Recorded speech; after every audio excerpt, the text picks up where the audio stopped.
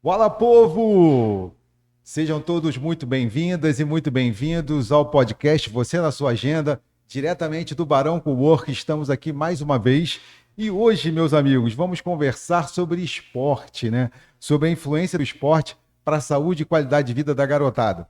E o esporte tem algumas características específicas, por isso eu tive que chamar um especialista na área no esporte de alto rendimento, inclusive, tanto esporte de educação quanto esporte de alto rendimento, que é o mestre Edson Marcos, mais conhecido no mundo do esporte como Edinho, do vôlei de praia. Mestre, muito obrigado pela sua participação, obrigado pela oportunidade. E vamos começar então, para quem só conhece como Edinho, quem é Edson Marcos, por favor? É isso aí, Ângelo. Obrigado aí pelo convite, por esse programa aí maravilhoso, né? Obrigado, Que vem irmão. informar a comunidade da educação física aqui da nossa região, principalmente aqui de Campos do Goytacazes. O Edinho é filho do Edson Marcos e da Sônia Rangel, né? Oriundos aqui de Campos dos Goytacazes, né? Tive a oportunidade de viver minha infância aqui e minha adolescência praticamente fora de Campos, né? E retornei depois de um tempo, e graças a Deus, poder vivenciar bastante todos os esportes, né? Tanto o vôlei, como o basquete, como o handebol. Então, fui sempre um amante do esporte, né? Isso foi muito bom para minha vida, né? Onde eu aprendi muita coisa, principalmente com os professores que eu tive. Então, eu tenho hoje a minha formação, sou mestre em educação e saúde, sou pós-graduado em musculação, treinamento esportivo, especialização também na área de psicomotricidade e nutrição. E a gente começa a desenvolver aí um trabalho diferenciado dentro do programa do Instituto Federal Fluminense, ao qual eu pertenço ao quadro de servidores há 20 anos, graças a Deus. Agora só faltam mais Legal. 10 anos, né, para passar a bola, mas a gente Não, tem mais vai, 10 anos para. vai ser Tem lenha difícil, é. para queimar ainda. Então, eu tenho muito a agradecer essa instituição, que é o Instituto Federal Fluminense, no qual abriu-se as portas para muitas atividades a serem desenvolvidas e recentemente com os projetos de extensão, tanto do Centro de Qualidade de Vida, né, e o projeto A Grande Sacada, que é o de praia, que a gente já vem desenvolvendo há muito tempo. O vôlei de praia ele surgiu dentro do Instituto a partir de 2011 com os jogos dos GIFETs, né, ao qual a escola sempre teve uma tradição em participar. E aí, quando eu retornei do estado de Goiás, né, que eu fiz o meu processo seletivo lá em Goiânia, na escola de Urutaí, né, graças a Deus passei em primeiro lugar, Legal. foi uma honra, mérito, foi muito esforço, largar a família, largar tudo para ficar Verdade. lá. Fiquei 5 anos lá, tive a oportunidade de trabalhar com os cubanos lá também, que isso também acabou agregando muito na minha formação, na PUC, na Unip, nas universidades que lá eu lecionei. E aí, ao retornar, pintou essa oportunidade de estar como técnico das equipes de vôlei de praia do Instituto. E a gente não tinha lugar para a prática do vôlei de praia, Olha né? isso. É. Então a gente começou com a ajuda do Cicobi Fluminense, que nos cedeu rede e bola, 2 bolas e uma rede.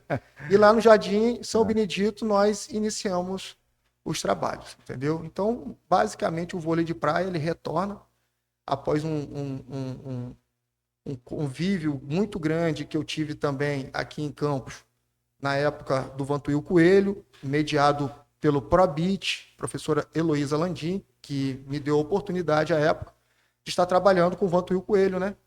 O Vantuil Coelho, para quem não conhece, ele foi o primeiro técnico campeão olímpico, foi o treinador da Jaque e da Sandra, e ele ficou um ano aqui com a gente, que foi onde eu pude absorver todo o conhecimento, né, do vôlei de praia, e até hoje aí nós estamos militando nessa área e tentando desenvolver o esporte como uma ferramenta de inclusão e de desenvolvimento social.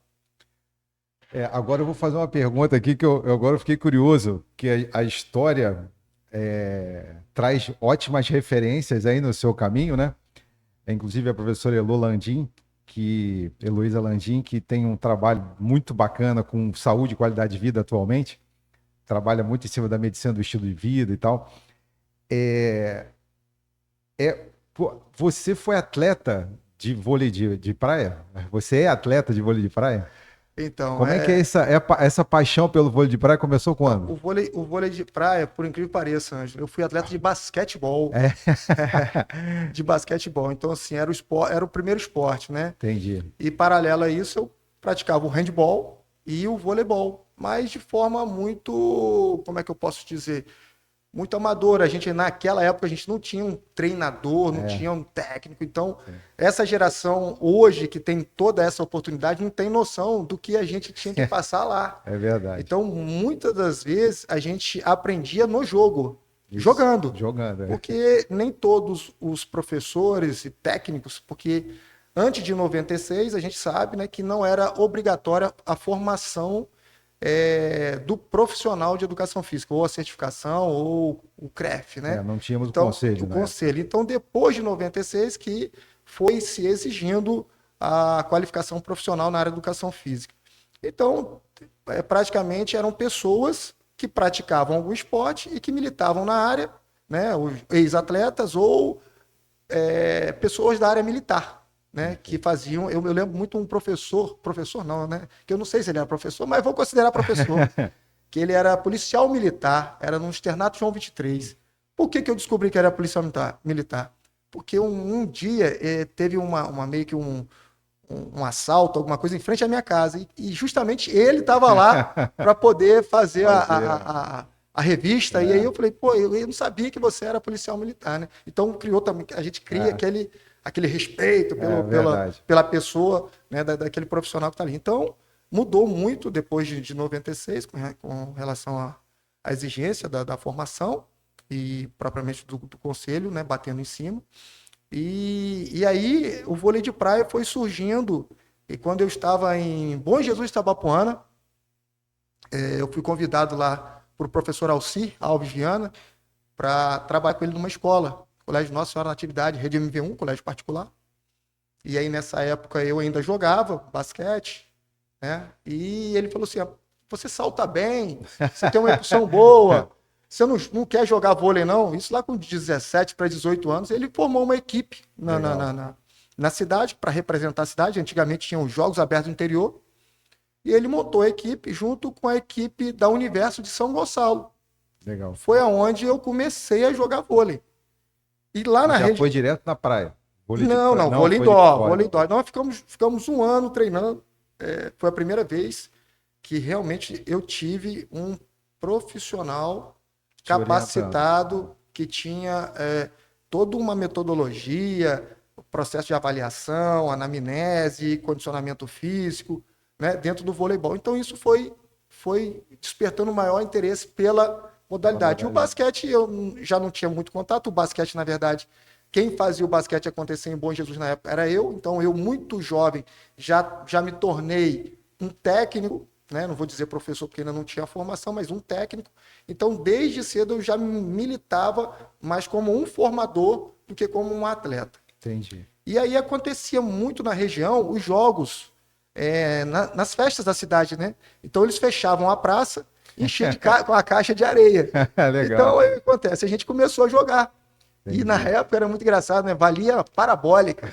Então, parabólica centro, ganhava Olha para. que legal. Então, assim, nós tivemos em Bom Jesus grandes eventos de vôlei de praia em Bom Jesus, do Itabapuana, Bom Jesus do Norte, ali no Espírito Santo também, Que bacana. Marataízes, em Guarapari, né? Então vinha.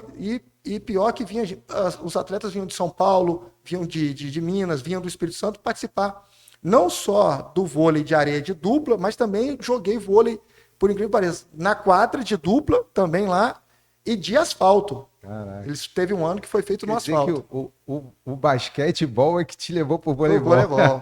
Legal. Bom, mestre, agora que eu já sei de onde vem a paixão pelo esporte, por que a Underground, escola de vôlei de praia? Undercrown, mas não nasceu de, de ofertar, né, um esporte no qual a gente não acredita, a gente tem certeza que pode transformar a vida das pessoas. Já, nós já estamos há mais de 10 anos em Campos com vôlei de praia, depois que eu voltei, né? E a gente perpassou em algumas praças, desenvolvendo projetos sociais. Hoje nós temos atletas da época do projeto que estão podendo fazer a faculdade e trabalhar junto com a gente, a Faculdade de Educação Física, porque participaram do projeto social, Bacana. que é o IAN. O Ralf também, Ralf Cabral, apesar dele ter sido um grande atleta de voleibol indoor, ele teve a oportunidade, ficou entre os 10 melhores do país no vôlei de praia. Às vezes a gente treinava sozinho, eu e ele, às vezes ele e o Anderson. O Anderson, ele teve que parar, o Ralf continuou mesmo assim, porque ele precisava trabalhar, ele trabalhava na antiga Noblesse, o Anderson no balcão. E depois de um tempo, o Anderson retorna para fazer a Faculdade de Educação Física, e hoje ele é educador físico. Então, a minha maior satisfação é ver esses meninos se tornarem homens e, de certa forma, fazendo uma faculdade, uma universidade na qual eu também tive a oportunidade e o prazer de realizar aqui a educação física. E tenho certeza que hoje são excelentes profissionais formados, principalmente o Ralf, que está em Brasília hoje, tem 2 empresas, tem uma franquia que presta assessoria de atividade esportiva, de gestão de academia. Então, assim, a esposa dele ele conheceu no vôlei de praia, foi uma atleta de vôlei de praia. Então, eu fico muito satisfeito, muito feliz de ver como esses atletas se tornaram grandes pessoas, né? E hoje nós continuamos o trabalho, né? Muito do que foi feito graças à possibilidade do poder público de ofertar. E na falta da oferta do poder público, necessário criar, né? Foi necessário criar um espaço, meio que a revelia, né? Meio a contragosto de algumas pessoas, porque a família também, de certa forma, tem um receio, né? Porque é mais trabalho,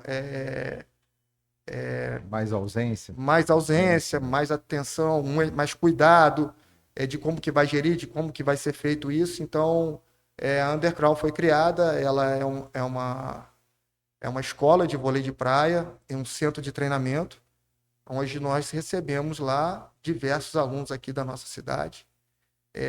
Quero também aqui ressaltar que lá não é um local que só busca o alto rendimento ou os melhores, muito pelo contrário, a gente está lá para prestar um serviço de formação integral, né? Perfeito. E essa formação integral ela é importante, porque ela faz com que a criança entenda que ela precisa saber a diferença de ganhar e de perder, ela precisa ter suas frustrações, ela precisa saber conviver em sociedade, trabalho cooperativo, ela precisa ter tomadas de resoluções de problemas que são frequentes nas duplas, quando o jogo é de dupla, porque você depende do parceiro. Então, a negação no jogo é muito ruim. Você está negando o seu parceiro por uma determinada ação, um determinado fundamento que não é bem executado. Então, eu vejo esse esporte na formação do ser humano com um papel fundamental, não desmerecendo os outros, lógico, mas em tomada de decisão e na resolução de problemas. E pelo todos os outros que eu já passei, eu vejo o vôlei de praia com uma grande ascensão. E talvez isso é que contamine as pessoas, né? Porque você tem que ser parceiro. Então, além de ser uma dupla, você tem que ser parceiro do seu parceiro. E desde as crianças até o pessoal master, tem modificado muito, porque as pessoas têm procurado, não só pela qualidade de vida, como um condicionamento físico, né, para melhorar a sua capacidade física, mas também para sua saúde mental. Olha que legal. E tem uma característica no vôlei de areia que realmente é ímpar sobre essa questão da parceria, é que não tem técnico, né? Ali na hora do. Eles têm que se resolver entre os dois durante o jogo. Né? Aquela hora de pedir tempo, sentar, que normalmente nas outras modalidades tem o técnico para fazer isso. Lá no vôlei de praia, é a dupla que resolve isso tudo, não é? Então, o circuito mundial hoje não permite o técnico, mas o circuito brasileiro permite. Entendi. Porém, durante o rally, você não pode passar nenhuma informação. Somente quando a bola ela sai do rally ou ela não está em jogo, que você pode fazer algum comentário. Mas é notório que a participação isso é comprovado cientificamente, através de artigos, que a presença do técnico durante o jogo só vai contribuir em 1%. Tá? Então não é tão satisfatório, porque todas as tomadas de decisões ali dentro vão ser deles Dos jogadores. e eles não podem ser substituídos. Então esse 1%, o que seria esse 1%? Parar o jogo, acalmar e falar, ó, tenta fazer isso. Porque você também não pode pedir outro tempo. É um tempo só. Então, o papel é mais para ele ter uma segurança, mas o próprio treinamento ele vai direcionar para essas ações. Então, ele saber que ele não vai poder contar com você em 100%, mas que o 1% que tiver ali, eles vão ter que tentar fazer aquilo que o técnico está tentando orientar. E Edson, como é que é esse processo? Como é que você prepara uma dupla de garotos, né? Porque você trabalha muito com adolescente, né? Nesse processo assim da evolução dos garotos no esporte. Aí vamos falar um pouquinho desse momento aí, né? Do esporte de alto rendimento, onde a cobrança é maior e tal. Como é que você prepara essa garotada para viver isso, assim? De estar lá no meio de uma competição, tendo que tomar as decisões entre eles? Como é que é esse processo? Então, o processo começa na família. Tem que começar na família. Por quê? Legal. Porque nem todos os pais entendem a jornada, que é uma jornada doída, de sacrifício, de entrega, de dedicação e principalmente de gasto. Você tem um gasto financeiro muito grande. Então, fomentar o esporte no município seria a melhor solução para minimizar custo. Então, hoje, um atleta, para ir ao Rio de Janeiro competir por mês, ele não gasta menos de R$1.000. Entendi. Hospedagem, transporte, alimentação. A gente já cansou de fazer bate e volta, mas por mais que a gente consiga os resultados, isso é extremamente desgastante para as crianças, extremamente desgastante para os profissionais. Por quê? Porque quando a competição é domingo, você faz o bate e volta, segunda-feira você tem que trabalhar. Você não pode folgar. Verdade. Então tem isso tudo. Então, além de ter o alto rendimento, ainda tem um trabalho da escolinha. Então a família tem um papel fundamental de entender o processo. Porque uma coisa é você querer que seu filho seja um atleta de alto nível. E outra coisa é você explicar para o pai e falar, pai, ele vai ser um atleta. Ele vai jogar, ele vai competir, mas ainda está longe. E vai ficar longe. E outra coisa é aquele que treina pouco, às vezes quase não vai no treino, mas é um talento. E aí o pai às vezes não entende, mas pô, quase não vem treinar, destoa a parte emocional, destoa na parte cognitiva, destoa na parte neuromuscular, destoa na parte da coordenação motora. Então todo esse processo que a gente sempre fala, a educação física tem um papel fundamental na formação de um grande atleta. Por quê? Porque são os estímulos que são dados na primeira infância. Perfeito. Que a escola hoje não consegue fazer. Então, se lá na primeira infância ele não tem um estímulo, como é que ele vai conseguir desenvolver isso com países de primeiro mundo que tem programas de treinamento, programas de formação de excelência? Não vou falar dos Estados Unidos, porque a gente está falando aqui de primeiro mundo, né? E como Cuba sempre teve essa formação, mas Cuba sofre embargos. Mas aposta muito que a educação e o esporte são ferramentas que vão auxiliar na formação do ser humano. Então, a escola tem um papel fundamental. Então, na minha época, por mais que a gente não tivesse os professores com... Eu, por exemplo, não tive professores com uma formação superior, mas a gente sempre foi estimulado a praticar a atividade física, ou fazer a educação física na escola.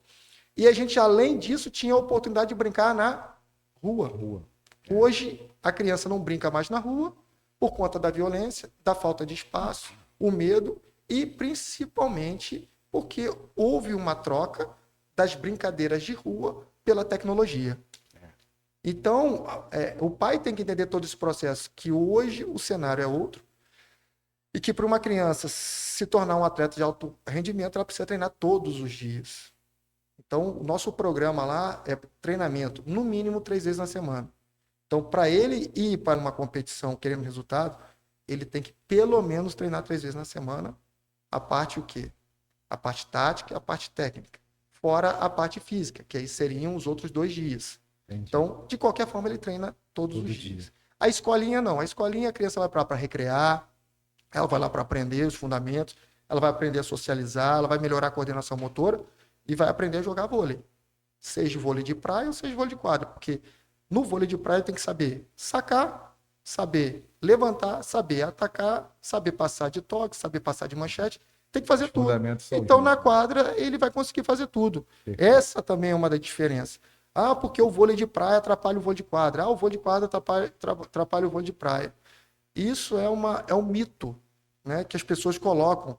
Porque no Rio de Janeiro, todo mundo joga vôlei de praia e vôlei de quadra. Quanto mais a criança tem contato com a modalidade que tem praticamente os mesmos fundamentos, com certeza ela vai ter uma evolução maior. Perfeito, mestre. Você acabou, adianta, você deixou, tocou a bola, levantou para mim aqui o seguinte, quando você foi lá na escola falando de que a gente hoje tem um concorrente forte, que são as telas, né? Hoje, em contrapartida, está havendo um movimento nas escolas, inclusive para reduzir o uso do celular, papapá. Qual é o papel do esporte nessa missão? Da gente tentar falar para a garotada, gente, pô, troca aí, vocês trocaram o esporte pela tela.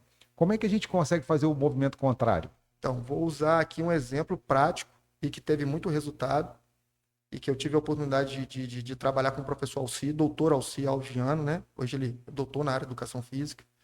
Ele é do IFE Goiano, foi aposentado agora. Então, assim, eu vejo que é fundamental ter essa primeira formação psicomotora, né? Dar uma base muito boa psicomotora na primeira infância. E no ensino fundamental, já iniciar as práticas desportivas dentro da escola, num contraturno. A escola deve oferecer isso num contraturno de maneira gratuita. Entendi. Então, colocar profissionais que têm uma formação, né? Um cuidado para a primeira formação escolar. E depois do fundamental, a partir do ensino médio, pode-se pensar numa formação mais técnica, mais competitiva, né? Ah, mas professor, isso quer dizer que o fundamental não vai participar de competição? Não, não é que não vai participar, mas também pode ter um viés lúdico, né? Mais ludicidade, para você ter mais o quê? Mais inclusão, mais adaptado. Jogos Então, colaborativos. Então, não só estimular a competição em si, mas estimular a parte cooperativa, né? A participação deles de uma outra forma, como festivais de integração, que possam contribuir com a formação geral deles e oportunizar que eles pratiquem outros esportes.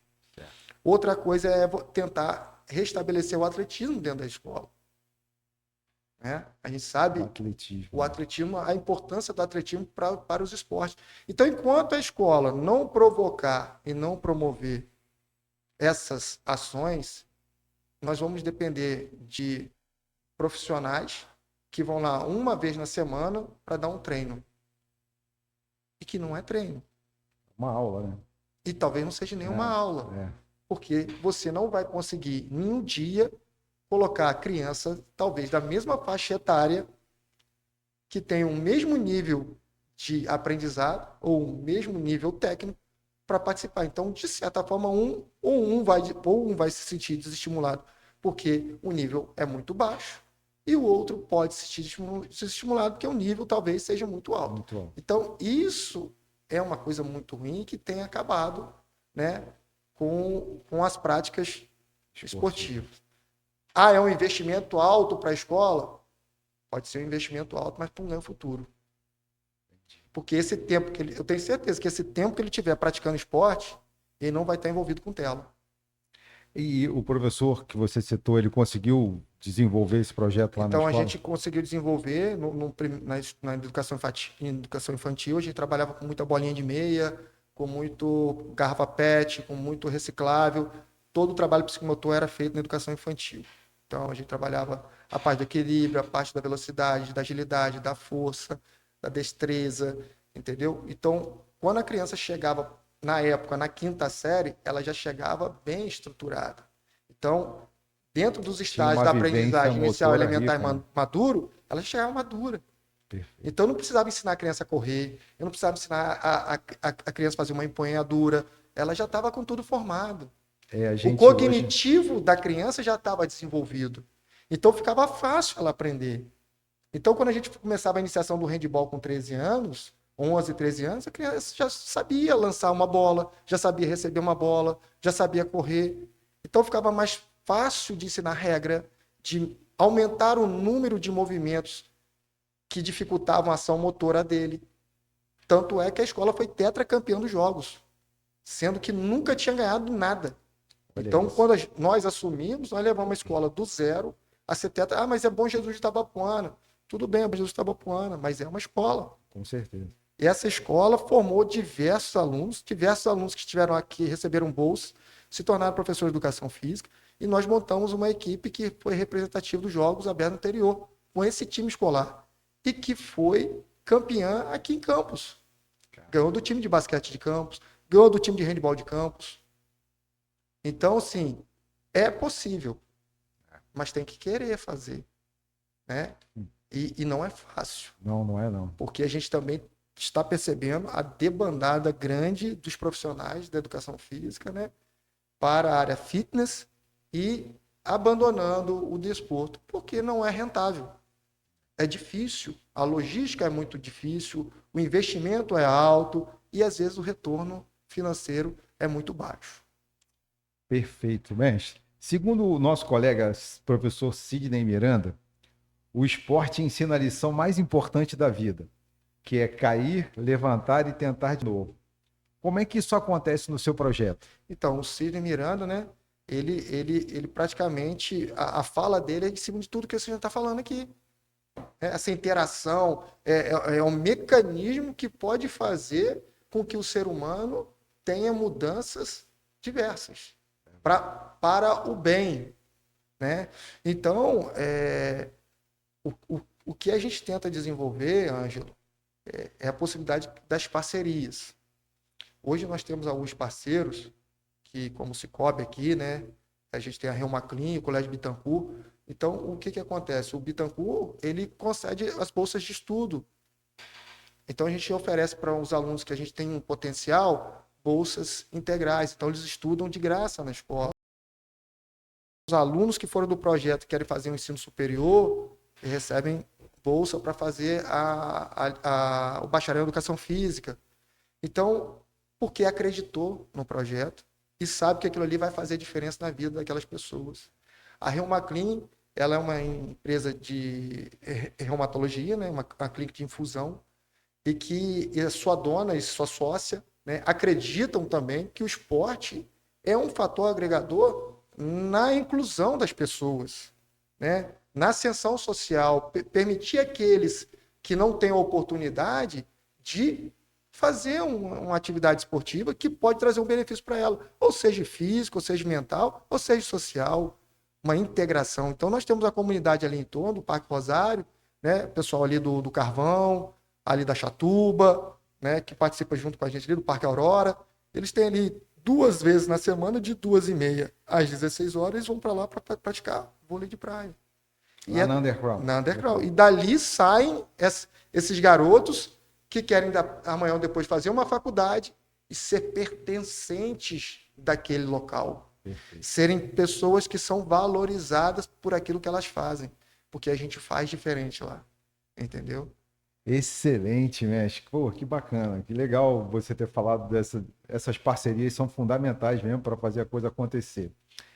E aí, mestre, nessa história de preparar a garotada para a vida, é muito comum na educação física e a gente escuta até isso dos pais, né? Que a gente tem que preparar a garotada para aprender a perder. Mas o que eu tenho visto? Que muitos garotos hoje, eu também sou fui professor de ensino médio durante 10 anos lá no IF de São João da Barra, e a gente percebe que tem uma boa parte dos garotos também que não, da garotada, né? Tanto meninos quanto meninas, que não sabem vencer. Como é que você ensina os seus garotos lá, os seus atletas, toda essa garotada que você atende lá na Underground, a vencer com respeito? Então, isso aí é uma coisa que a gente tem percebido muito, a frustração, né? O vencer faz parte de um processo longo, que ninguém vai ganhar sem ter o seu esforço e seu mérito. Perfeito. Mas a frustração, lidar com a frustração tem sido uma problemática muito grande, né? Com não, que a gente tem percebido. E o Bernardinho, agora recentemente, postou um vídeo no Instagram, numa palestra que ele deu, falando sobre isso. Que os pais deveriam estar muito atentos com essa questão. E não são os técnicos, não são os professores que estragam os alunos, são os pais, né? E eu meio que acendeu aquela luz, porque a gente se cobra muito, né? Verdade. O que a gente está Onde, fazendo? onde foi que eu errei, né? Que a gente, O que a gente está fazendo de errado? Que essa. Então, os fatores psicológicos têm influenciado muito na formação. A pandemia também potencializou isso. E fazer com que a criança entenda que ela é vencedora vai ser no dia a dia. É quando ela chega lá, ela começa a fazer atividade e não desiste.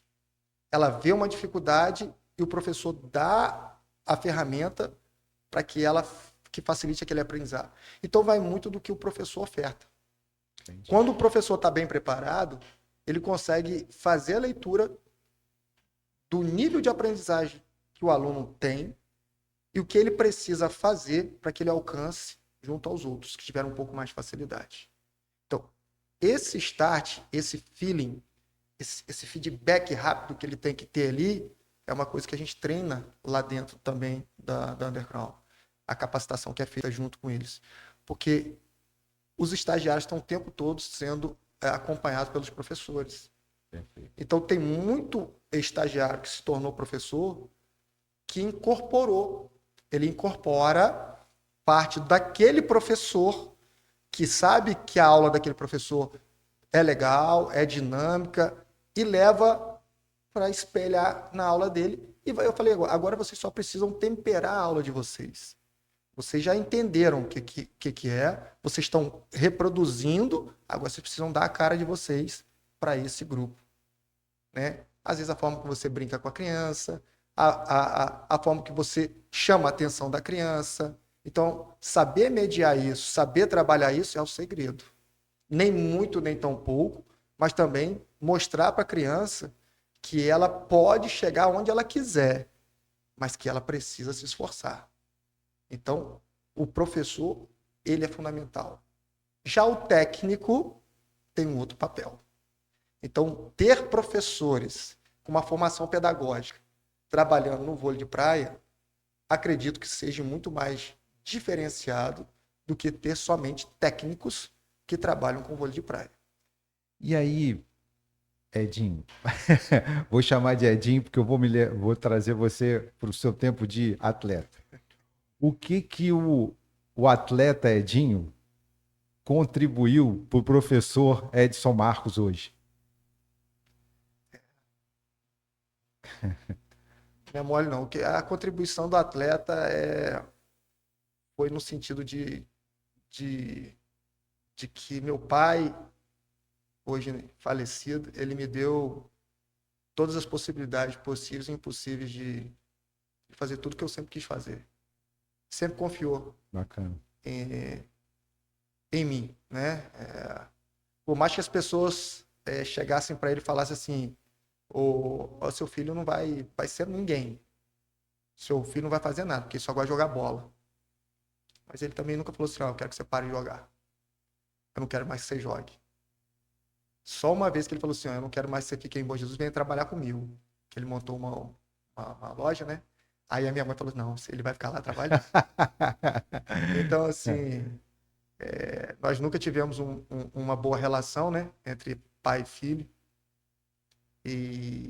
Mas o que ele pôde dar para os filhos, ele deu.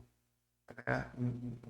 Talvez não com carinho, mas todo o suporte que nós precisávamos para estudar, para praticar o esporte, dentro das possibilidades dele. Minha mãe também foi muito sacrificada, porque nós passamos por um período bem difícil, e enquanto atleta ainda eu tive que, às vezes, parar de fazer algumas coisas e mudar um pouco o caminho, porque foi necessário.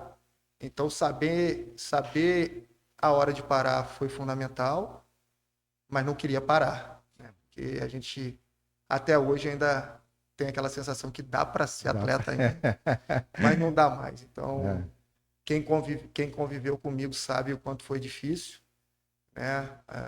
Minha família tinha uma situação financeira muito boa e, de repente, a gente ficou sem nada. Então, cada um teve que correr atrás dos seus sonhos. E, graças a Deus, eu tive um segundo pai, que foi o Alci, que me encaminhou, que me deu discernimento aí nas minhas coisas, me colocou de volta no caminho, porque a vida ela é cheia de altos e baixos, né, Ranjo? Verdade. Então, se você tem um azar de encontrar pessoas que não são boas, você pode se desvirtuar do seu caminho. Mas o esporte me ajudou muito com isso, eu só tenho a agradecer. Sempre falei, nunca fui um atleta de performar demais, mas eu fui muito mais técnico, tive muito mais oportunidade de ser técnico do que atleta. Então, enquanto atleta, eu sempre fui muito chato, muito enjoado.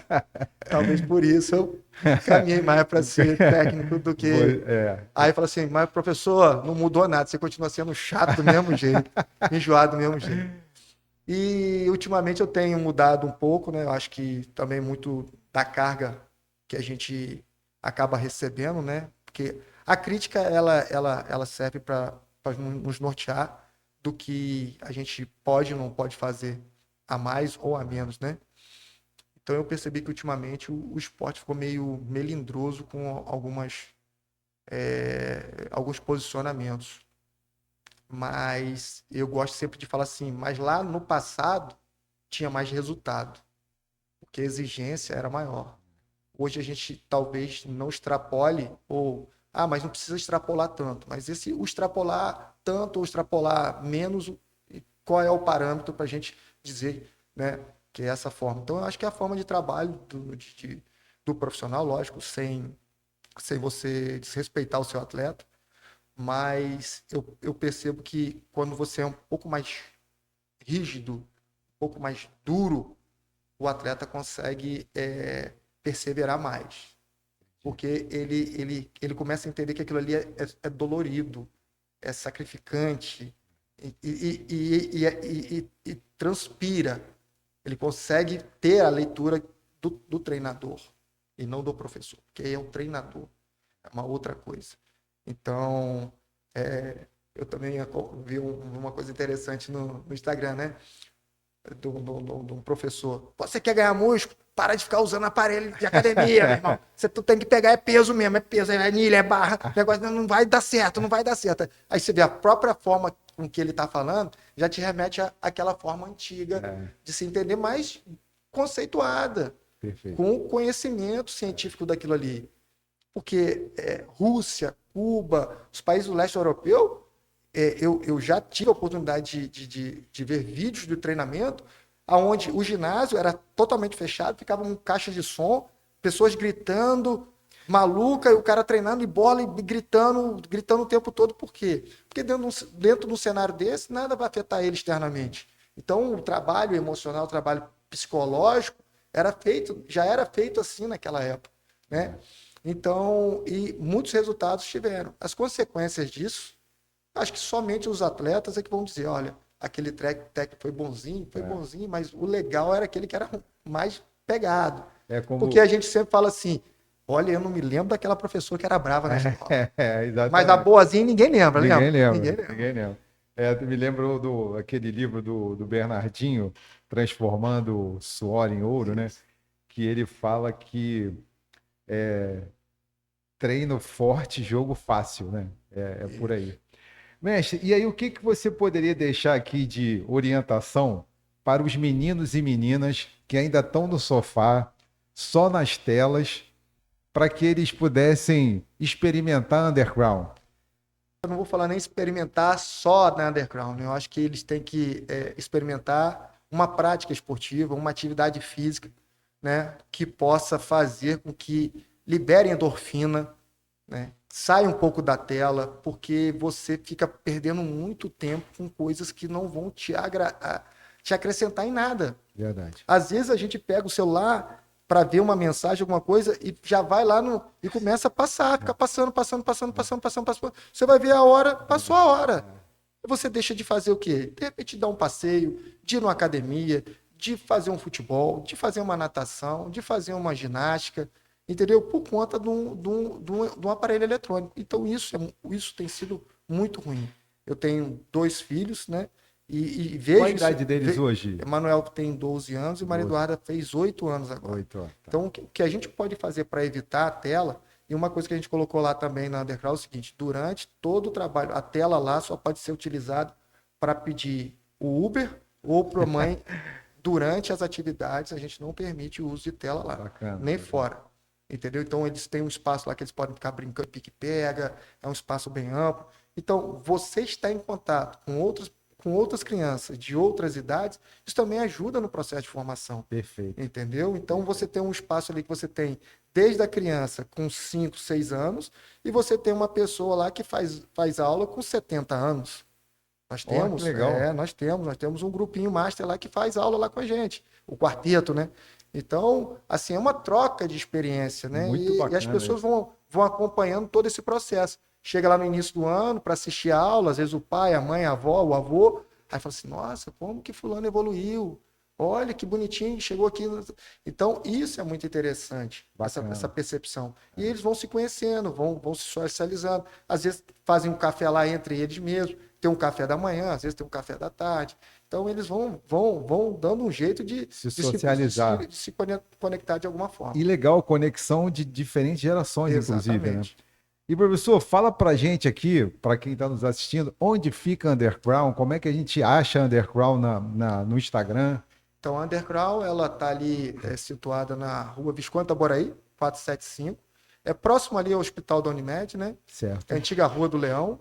E o nosso Instagram lá é o Underground Beach Club, o nosso Instagram. Né? E aí, quem quiser fazer uma aula experimental, é só entrar em contato lá pelo Instagram e agendar a sua aula experimental. Lá nós temos turmas, cada turma tem um nível de aprendizagem. Bacana. E tem turmas também seriadas por faixa etária.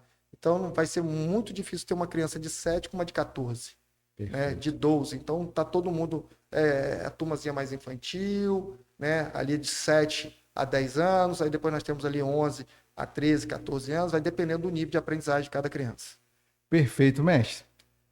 Você sabe que papo bom dura pouco, né? Estamos aqui fechando nossa conversa, e eu deixei essa pergunta por último, porque não por acaso, recentemente, a gente teve aí uma atualização da lei de incentivo ao esporte.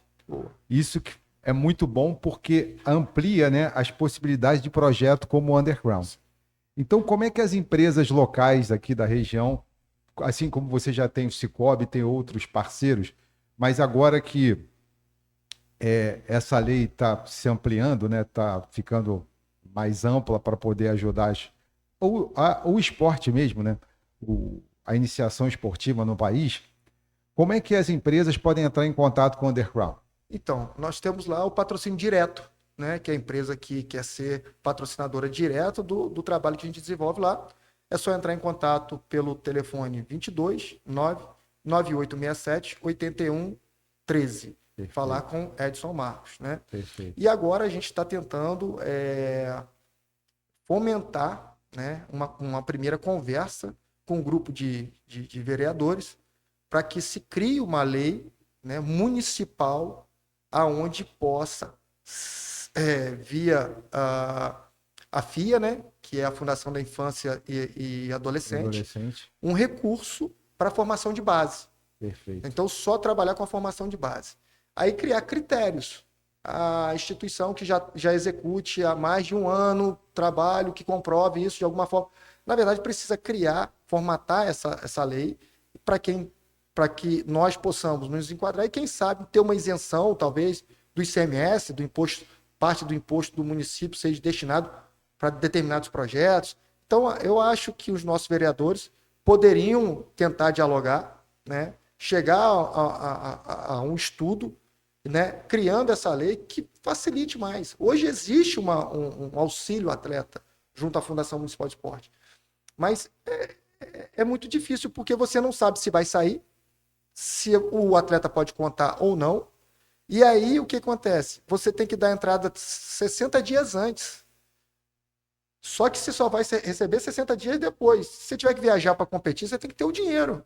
Perfeito. Você tem que pagar todas as despesas. Entendi. Eu tô com um atleta que foi para Lagoas, entendeu? Ganhou, passou do qualifying, que é a coisa mais difícil na última etapa. A premiação dele foi R$ 1.000, gastou uns R$ 1.000 todo agora para poder ir para outra etapa.